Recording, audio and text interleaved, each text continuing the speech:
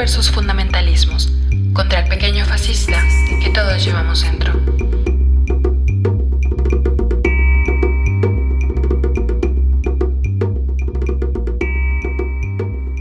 Hola, hola. Bienvenidos a este episodio especial de Morras versus Fundamentalismos. Y hoy vamos a hablar sobre el aborto en Aguascalientes, sobre cuál ha sido el clima respecto al aborto en Aguascalientes. Esto es producto de una investigación que realizamos hace algunos meses. Bueno, no, más bien que acabamos de realizar porque ya están los resultados, pero empezamos a trabajarla hace meses. Fue una investigación que hicimos con Gire y con Fondo Semillas, y del otro lado del micrófono está Dalia. Hola, ¿qué tal? Buenas noches, buenos días, buenas tardes. Gracias por escucharnos una vez más. Y yo, Sofía. Entonces, en primera instancia, te preguntaría, Dalia, ¿por qué hablar del aborto en Aguascalientes? ¿Por qué utilizar este caso? Además de que nosotras somos de acá y radicamos acá. Bueno, a mí me pareció importante hablar del aborto en Aguascalientes, sobre todo del contexto de criminalización en Aguascalientes o del clima de criminalización en Aguascalientes, porque en un periodo de aproximadamente 4 meses, Gire dio acompañamiento a varios casos de aborto. Si bien en Aguascalientes ya había habido casos de criminalización del aborto anteriormente, de algunas mujeres que habían sido criminalizadas por emergencias obstétricas, lo que sucedió aquí fue algo inusual porque fue entre abril y julio del 2021 y fueron al menos 5 casos y todos cumplían con un patrón. Uh-huh. Este patrón era que eran mujeres precarizadas, mujeres de las periferias, que llegaban a hospitales públicos como el Hospital de la Mujer o clínicas del IMSS con emergencias obstétricas y que eran criminalizadas. ¿Qué quiere decir esto? Que el personal médico las interrogaba, las violentaba, las agredía psicológicamente y verbalmente, llamaba al Ministerio Público, el Ministerio Público llegaba, les tomaba fotografías, las presionaba para que dijeran que habían tomado pastillas, uh-huh. Todo esto retrasando la atención médica, ¿no? Entonces, Gire da el acompañamiento de estos casos y logró en el caso Pilar que una jueza dijera en congruencia a lo que la Suprema Corte resolvió de que es inconstitucional criminalizar el aborto, pues que se cerrara el proceso en su contra, ¿no? Y aunque esto senta un precedente, a nosotras nos preocupó qué pasó en Aguascalientes, qué sucedió para que se dieran estas condiciones que en un periodo tan breve de tiempo, que es entre abril y julio, uh-huh. Hubiera 5 mujeres criminalizadas, que además de estar criminalizando mujeres, se estaba criminalizando pues la pobreza, porque no es gratuito que sean mujeres pues racializadas y mujeres empobrecidas, mujeres en situación de vulnerabilidad, ¿no? De vulnerabilidad económica. De acuerdo. Y por eso fue que decidimos hacer esta investigación.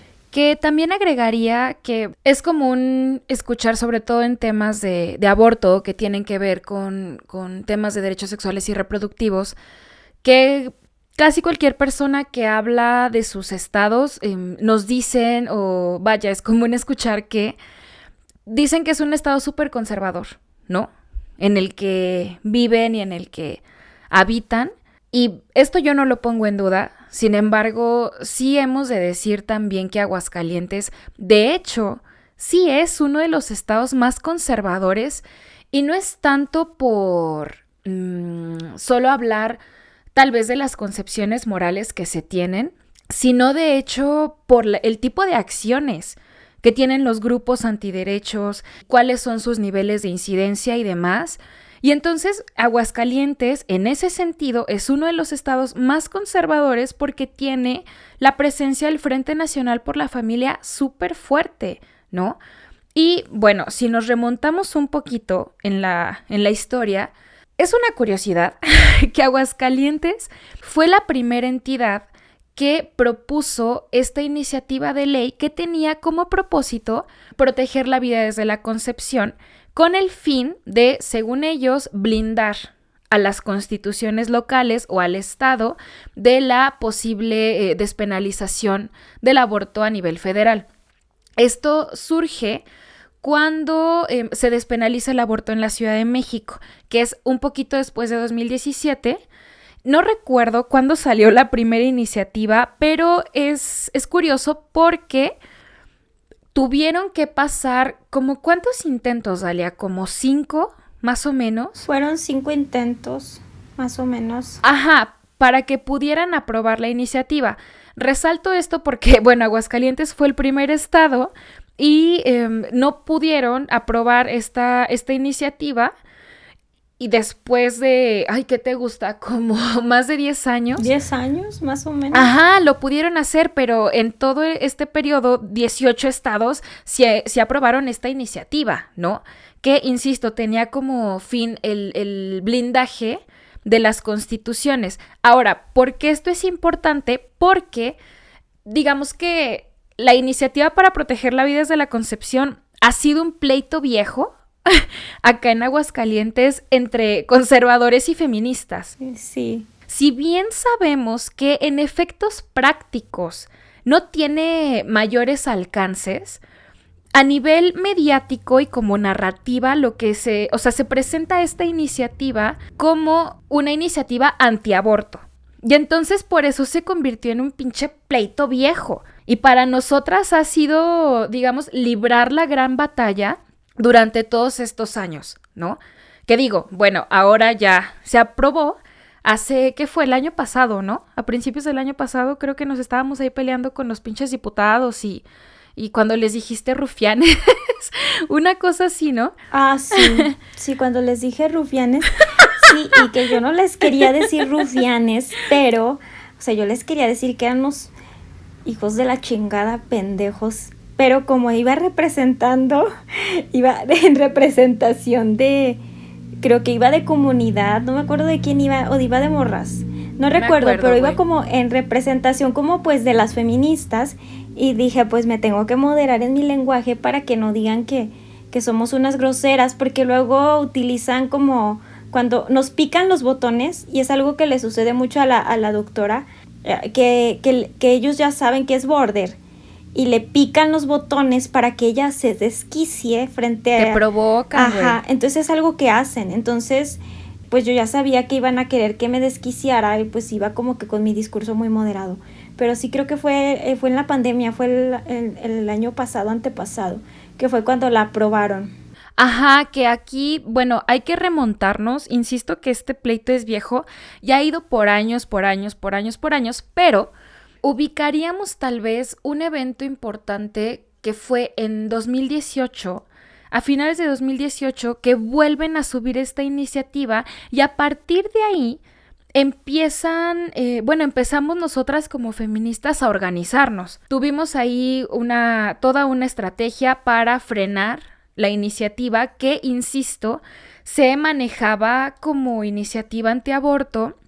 Y eso obviamente incrementó el clima de criminalización, porque también eran los propios medios de comunicación quienes decían, ¡ay, se va a aprobar o no se va a aprobar la ley antiaborto! Y nosotras mismas, güey, decíamos, ¡ay, no, es que sigue siendo legal abortar! ¡Ay, no, es que no pueden, no sé, prohibir nuestro derecho a decidir sobre nuestro propio cuerpo! O sea, era una iniciativa que ni siquiera conocíamos, güey. Y creo que eso es importante notarlo, porque entonces vemos de dónde puede venir acarreándose este clima de criminalización. Sí, a mí me parece importante acotar, bueno, más bien señalar una cosa, que pues no es lo mismo que como hablamos de clima de criminalización, porque las feministas tendemos un montón a hablar de criminalización del aborto como uno de los argumentos para su despenalización, ¿no? Uh-huh. Decimos, es que hay mujeres que van a ir a la cárcel y mujeres encarceladas, pero la realidad es que en Aguascalientes había 2 mujeres que habían sido como antes de este clima de criminalización, había una en 2014 y otra en 2016 que estaban, digamos que en procesos de judicialización por el delito de aborto, y había un hombre, ¿no? Que fue también de feminicidio, que desgraciadamente pues asesinó a su pareja y asesinó al bebé, ¿no? de la chica que estaba todavía en gestación.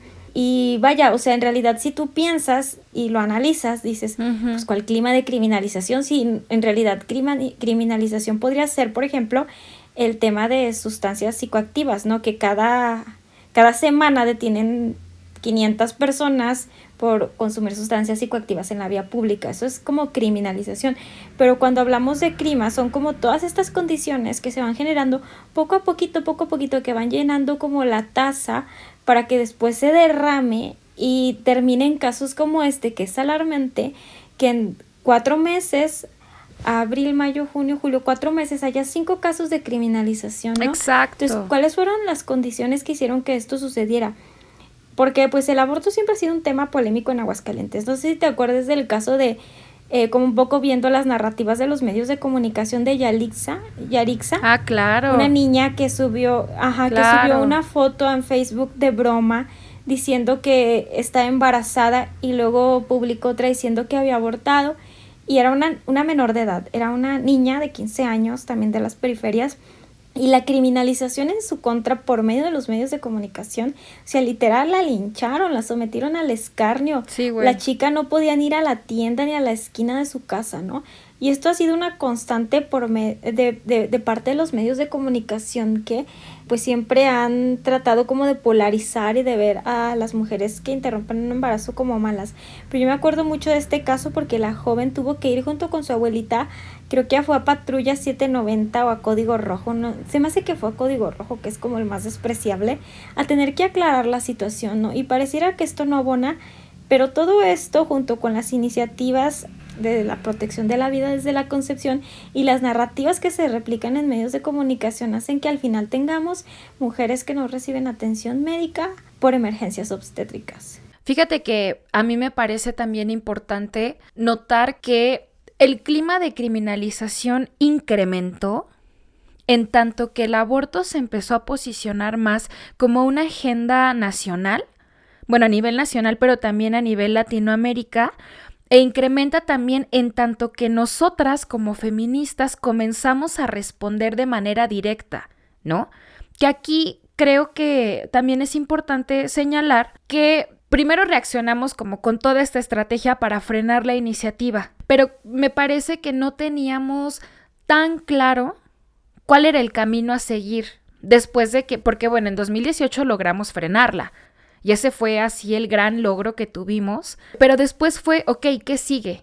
Y lo que siguió fue que el Frente continuó intentando subir esta iniciativa. Lo logró finalmente, pero lo logra además, ay güey, con un método que a mí me parece, digo, verga. O sea, porque al final demuestra el poder de incidencia que tiene el Frente. O sea, subieron la iniciativa a partir de... Iniciativa Ciudadano. Exacto, güey, de juntar un chingo de firmas. Y yo hago tanto énfasis en lo de la iniciativa porque justo se volvió súper mediático, güey. Y nos colocó a nosotras como feministas y al Frente Nacional por la Familia o los Provida como así, los enemigos, ¿no? Sí, y al final de cuentas la protección de la vida desde la concepción no es un debate sobre aborto y no es un debate sobre criminalización. Exacto. Pero las propias feministas hacemos que se vuelva un debate sobre criminalización. Ajá. Y al hacer como esta cadena de desinformación, pues generamos las condiciones para que las mujeres sean criminalizadas. Tan sencillo que no es un tema de criminalización porque la protección de la vida desde la concepción pues no cambia los códigos penales, ¿no? O sea, los códigos penales quedan intactos, únicamente pues se adhiere a la Constitución de que pues, se va a proteger la vida desde la concepción y tal, pero pues es muy claro que la NOM 046 no se va a dejar de aplicar. Pero yo conozco feministas y he escuchado feministas y feministas de organizaciones civiles que son pues de renombre aquí en Aguascalientes que decían que se iba a prohibir la aplicación de la NOM 046. Uh-huh. Entonces, si tú en medios de comunicación tu narrativa es que es una iniciativa antiaborto y que se quiere criminalizar a las mujeres con esta iniciativa, y si tú dices que se va a prohibir el aborto hasta en violación y que el aborto va a ser criminalizado y tú eres un médico y escuchaste a las expertas, que son las feministas, decir esta sarta de pendejadas, tú lo crees. O sea, tú lo crees porque eres médico, no eres abogado, tú no sabes, no te vas a poner a googlear iniciativa de protección de la vida desde la concepción. O sea, tú le crees a las feministas, sí. Efectos prácticos. O sea, tú les crees. Entonces ya tú escuchas ahí a fulanita diciendo, es que esta iniciativa nos va a criminalizar incluso a la hora de abortar. Y pues llega una mujer con una emergencia obstétrica, pues tú la criminalizas, porque es la información que tú tienes, ¿no? Desde luego que hay un montón de médicos que son ojetes y que lo hacen por mala onda, pero sí es esto que tú dices, porque a partir de que se visibilizó que esta iniciativa se aprobó, o sea, a mí lo que me parece que es importante que reflexionemos es por qué si es una iniciativa que no tiene dientes, que no tiene, que es de chocolate y que técnicamente significa que vinieron a mear a nuestras tierras, o sea que no tiene como ningún... Es un ejercicio de simulación, güey. Sí, y es simulación, ya se lo hemos dicho a cuando hemos ido a hacer cabildeo o debate con los panistas, le hemos dicho que es electorera, que es de simulación, pero ¿por qué sí generó? Porque si te pones a ver fechas de cuando lo aprobaron, pues la aprobaron que en 2020, ¿no? Más o menos.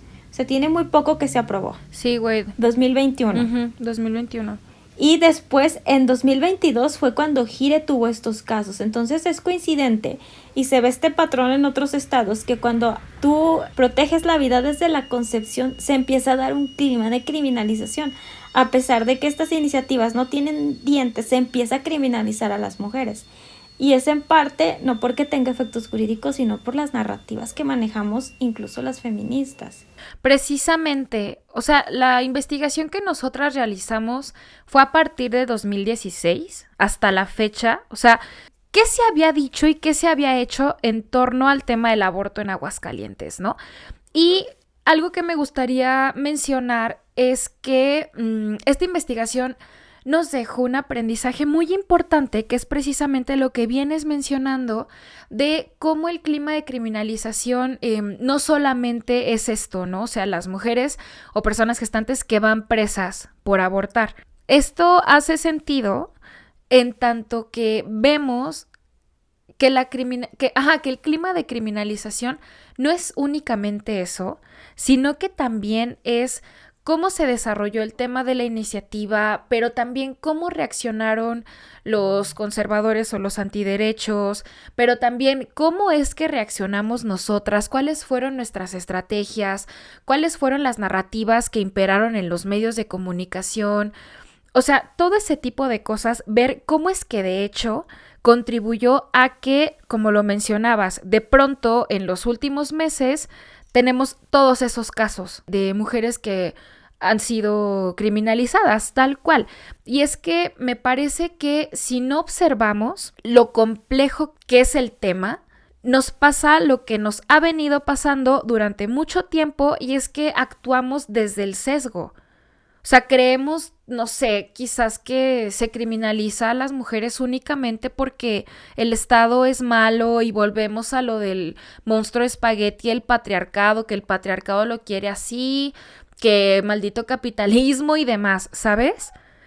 Y creo que revisando, a lo mejor no se van a meter a revisar año por año qué es lo que ha pasado, pero sí es importante realizar esta cronología de las cosas, pues para saber qué pasó. O sea, y para saber, por ejemplo, por qué en 2021 y por qué en los últimos meses se ha incrementado el número de denuncias, por ejemplo, en casos de aborto, que no es una cuestión espontánea. O sea, creo que eso, si estamos con el compromiso del pañuelo verde o trabajando para la despenalización del aborto o trabajando para el acceso al mismo, no podemos como tomar esos hechos como algo aislado, ¿no? Porque si bien hemos hecho nosotras como feministas o hemos tenido acciones que han contribuido mucho al clima de criminalización, sobre todo estigmatizando desde la iniciativa, ¿no?, de proteger la vida desde la concepción,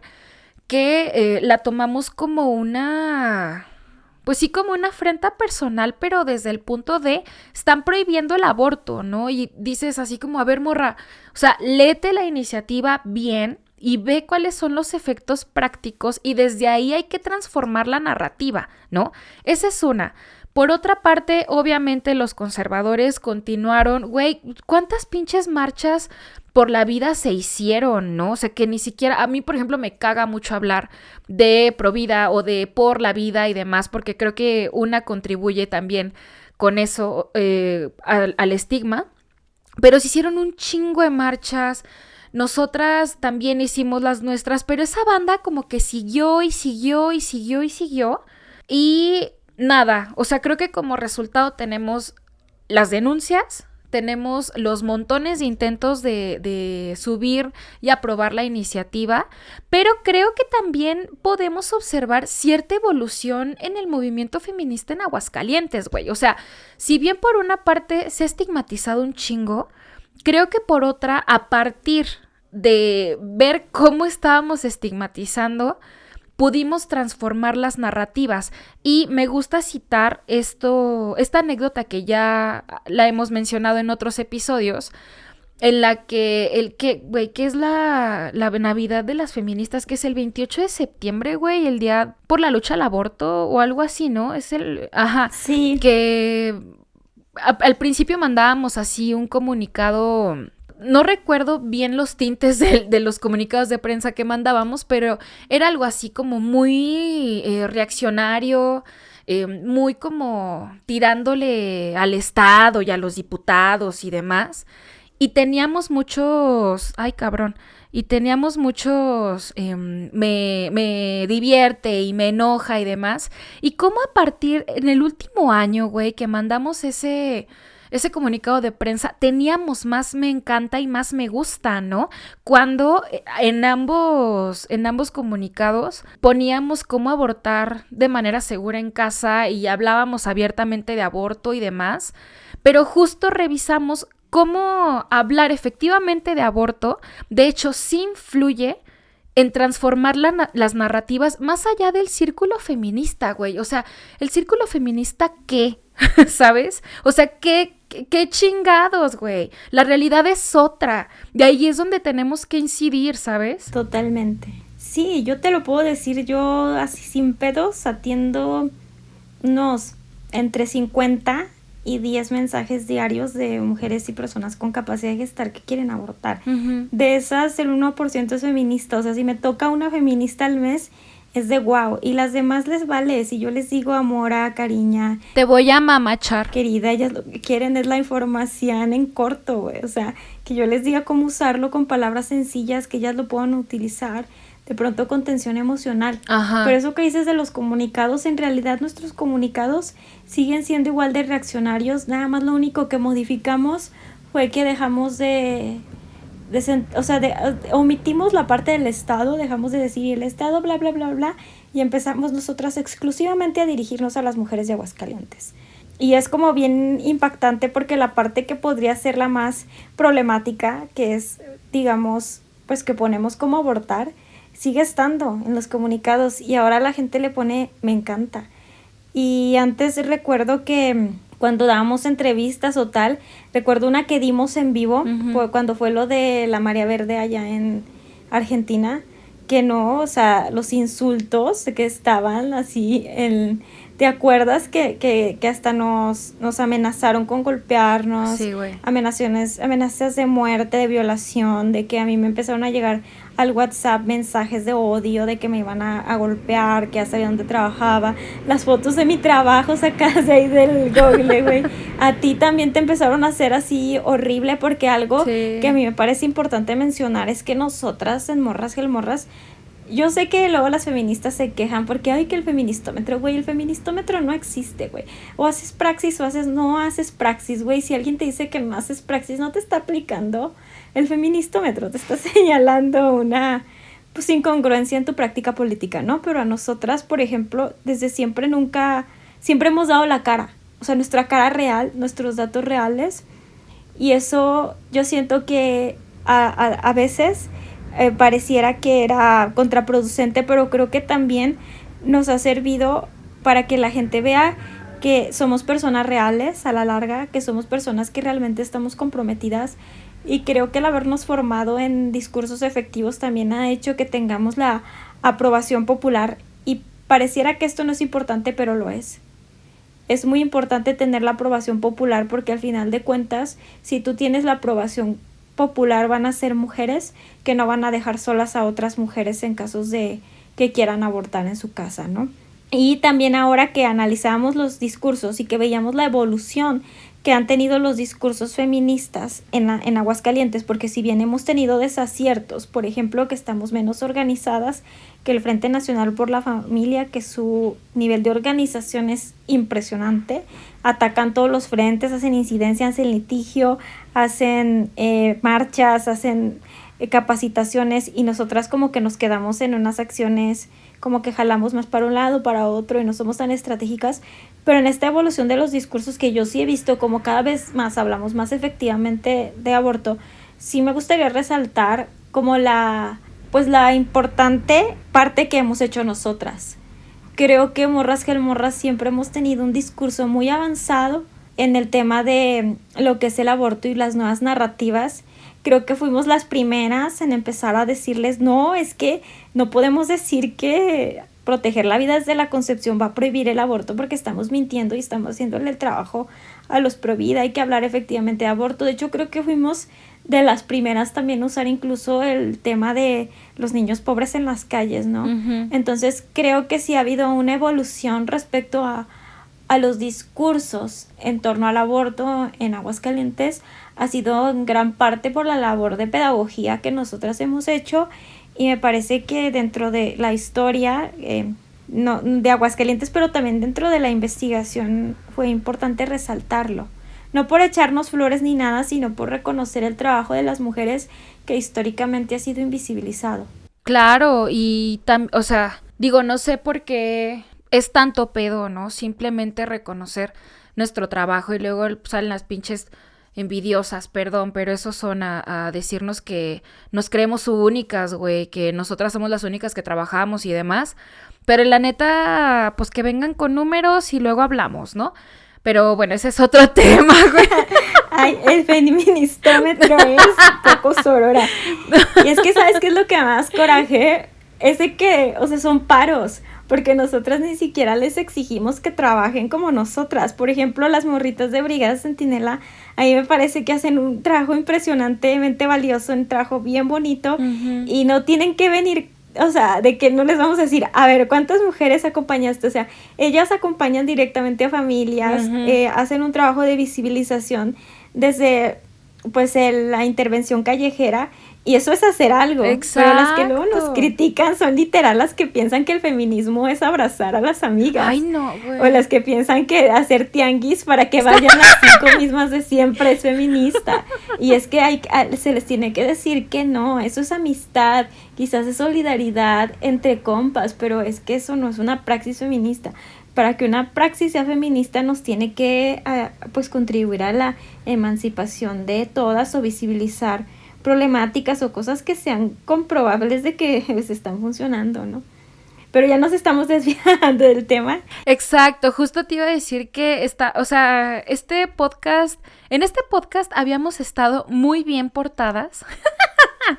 Hasta que nos salió... Sí, pero es que nos descontrolamos. No, güey, pero, o sea, lo que quería decir con esto de reconocer nuestro trabajo, o sea, no es solo el nuestro, güey, sino realmente también reconocer el trabajo que han hecho un montón de mujeres, güey, durante años. Sí. Acá en Aguascalientes, durante casi 40 años, güey.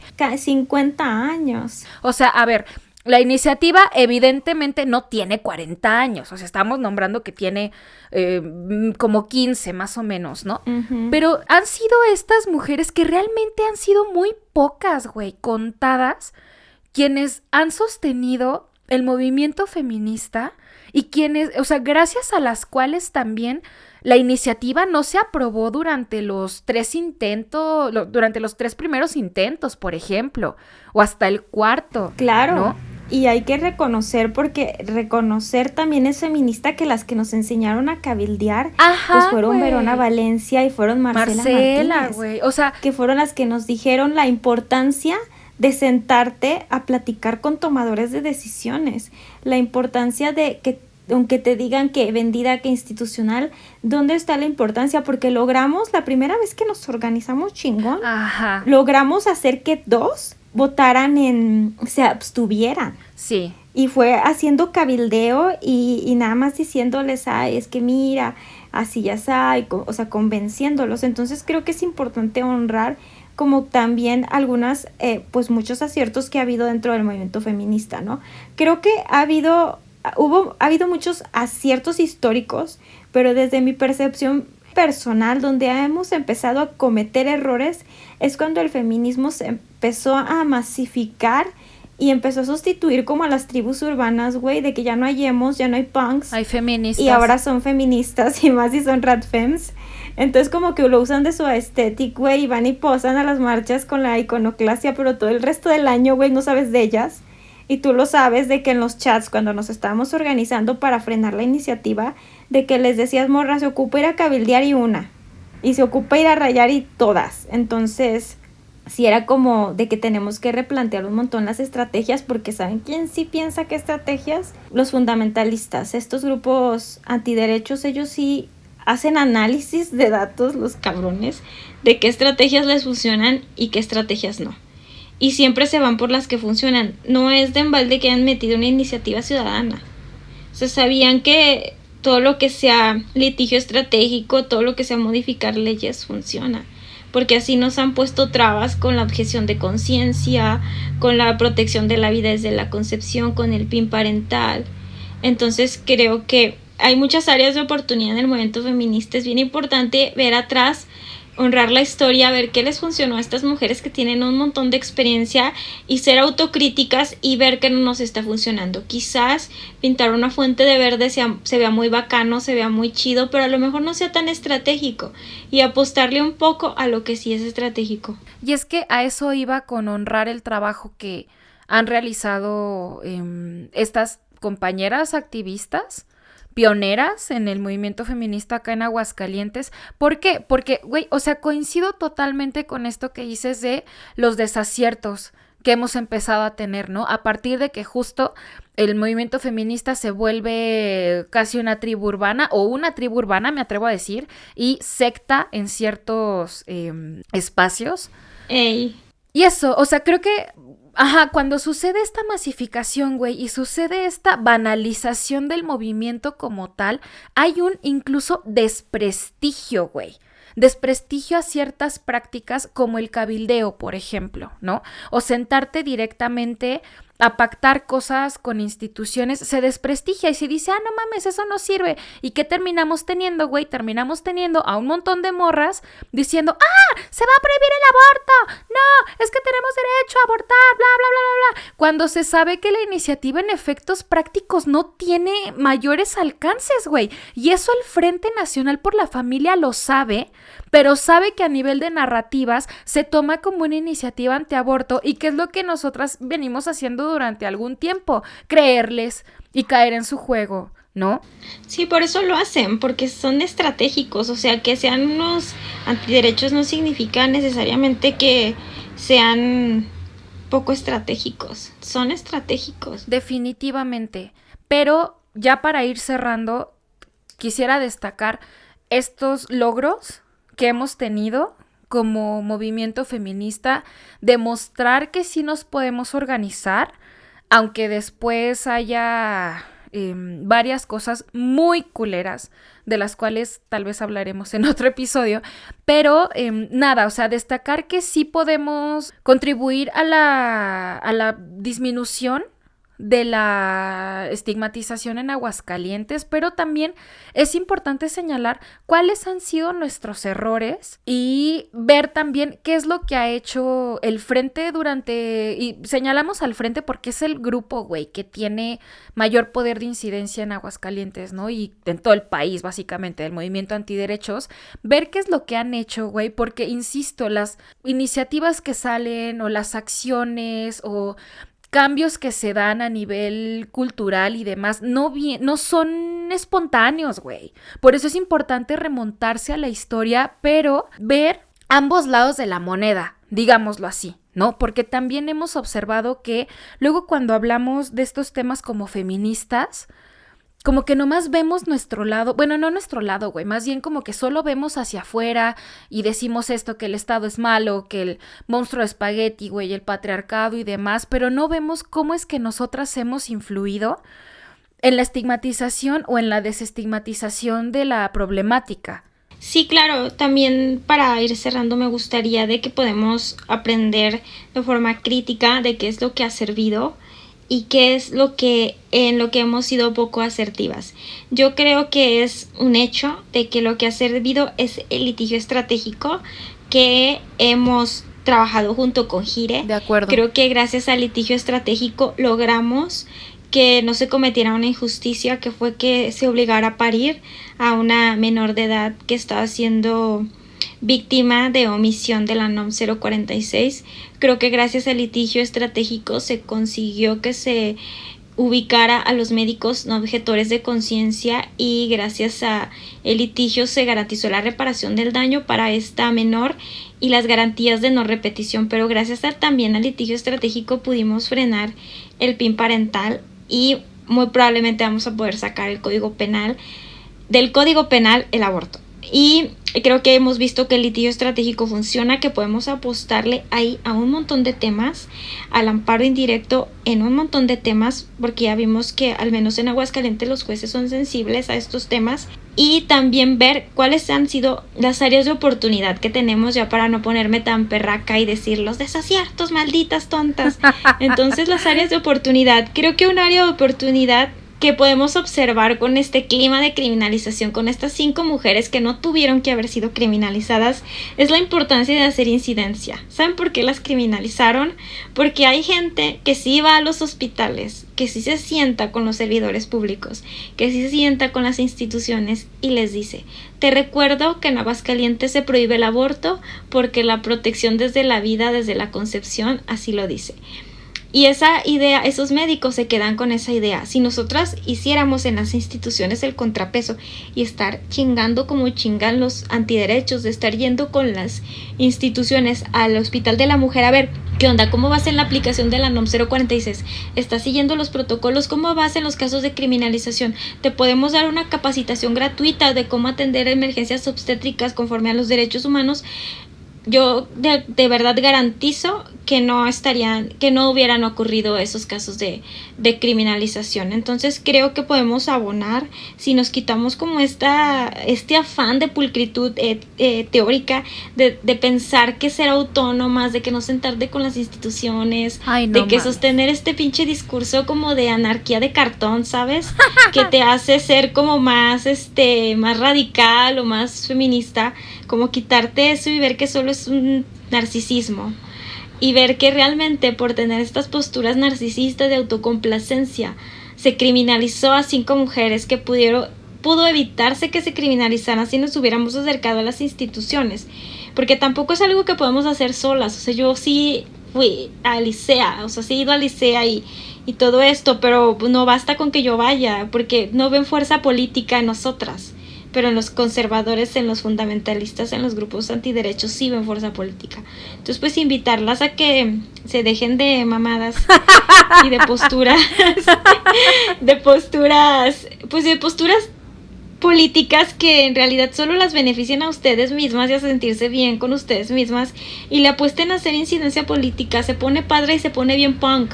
No hay nada más punk que te entreguen la cabeza de un secretario de salud por haber omitido el acceso a la salud y el acceso a la justicia y el acceso a un derecho humano a una menor. A mí de verdad, ni haber rayado la catedral, ni haber rayado nada, ni haber roto, ni haber quemado, me dio tanta satisfacción como la cabeza del secretario de salud por haber omitido la NOM. Y es bien punk, así que las invitamos a que se vengan de este lado, porque pues como ha dicho un montón de veces la Sofi, ser estratégicas no es dejar de ser radicales.